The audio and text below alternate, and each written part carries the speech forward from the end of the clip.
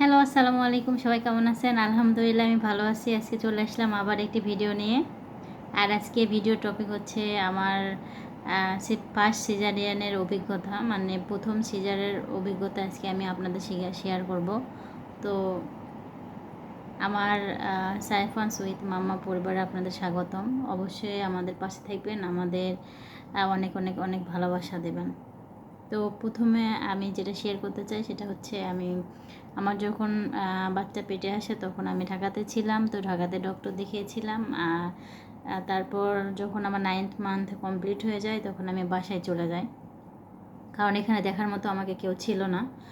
তো ওখানে যাওয়ার পর আমার হাজব্যান্ড বলল যে আমি একটা ডেট ফিক্সড করলাম যে ডেটে আমি সিজার করব।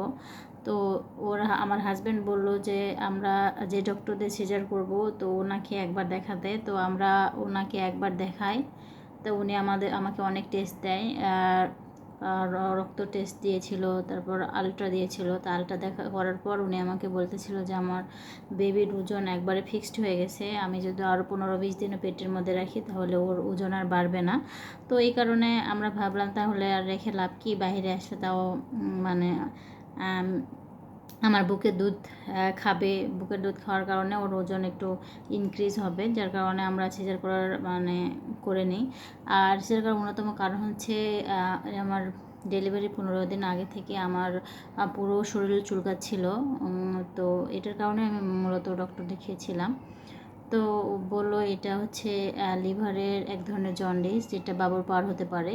আর এটাও হচ্ছে একমাত্র কারণ আমার তাড়াতাড়ি সিজার করার। আমার হাতে আরও 15 দিন সময় ছিল। আমার বেবি 15 দিন আগে আমি মানে সিজারের মাধ্যমে বের করে নিয়েছি। আর আমি এটা করেছি আমার জেলা শহর নওগাঁতে। আর আমার যার কাছ থেকে সিজার করে নিয়েছে তার নাম ছিল আরফিন জাহান লাকি। উনি অনেক মানে এখন অনেক ফেমাস নওগাঁতে। ওনার হাতে অনেক মানে দিনে 5-7টা করে সিজারিয়ান ডেলিভারি হচ্ছে। তো আমার পরিবারে কেউ সিজারিয়ান ডেলিভারির পক্ষে ছিল না। আমার হাজব্যান্ড জাস্ট ছিল যে কোনো সমস্যা আমি মানে নেব না, অনেক মানে অপেক্ষার পরে আমাদের বাবু। তো তারপর আমরা একটা ভালো মানে সুনামধন্য একটা হসপিটালে, আমার নওগাঁতে যেটা সব থেকে বিখ্যাত হসপিটাল হচ্ছে স্কোয়ার হসপিটাল, ওখানে আমি ডেলিভারিটা করাই। আর ওখানে আমরা কেবিন নিয়েছিলাম, কেবিনের কস্ট আর মানে ডক্টর কস্ট আমরা দিয়েছিলাম। আর আমরা মেডিসিন বাইরে থেকে দিয়েছিলাম। আমার হাজব্যান্ড মানে ওদের থেকে মেডিসিন নেওয়ার পক্ষে ছিল না, কারণ ওরা অনেক নিম্নমানের মেডিসিন ইউজ করে। আর আমরা বাইরে থেকে মেডিসিন দিয়েছিলাম, তো যার কারণে আমাদের কস্টিং একটু বেশি এসেছিলো। আর আমার সিজার হয়েছিল দিনের বেলায় 1:30 মিনিটে, আমার বাবু বের করা হয় 1:31 মিনিটে। আর আমার ছেলে বাবু হয়েছে, ওর নাম হচ্ছে সাইফান। আপনারা বুঝতে পারতেছেন যে আমার চ্যানেলের নামও ওর নাম দিয়েই রাখা। তো ভিডিও অনেক লম্বা হয়ে যাচ্ছে। তারপরে একটাই আমাকে ক্যাথালগ পরিয়ে দেওয়া হয় এবং আমাকে সিজারের জন্য মানে তৈরি করা হয়। সিজারের জন্য আমরা সিজারের মানে ওটি রুমে যাওয়ার পর ওনারা আমাকে এনেস্থেসিয়া দিয়ে দেয়, এবং এনেস্থেসিয়া দেওয়ার পর আমার অনেক ভয় লাগতেছিল। আর আমার হার্টবিট অনেক মানে বেশি হয়ে গিয়েছিল, ডক্টর অনেক টেনশনে পড়ে গিয়েছিল। আর যখন আমার মানে সিজার হচ্ছিল আমি বুঝতে পারি নাই, কারণ এনেস্থেসিয়া দেওয়া ছিল, কিন্তু যেখানে কাটতেছিল ওখানে যে টান লাগতেছিল এটা আমি বুঝতে পারতেছিলাম, ফিল করতেছিলাম। আর আমার ভেতরে কেমন যেন একটা মানে শুরু হয়ে গেছিলো, ধকধক করতে শুরু করে দিয়েছিল। আর যার কারণে আমার মানে ভেতরটা কেমন যেন হচ্ছিলো, আমার হার্টবিট অনেক বেশি হয়ে গিয়েছিলো।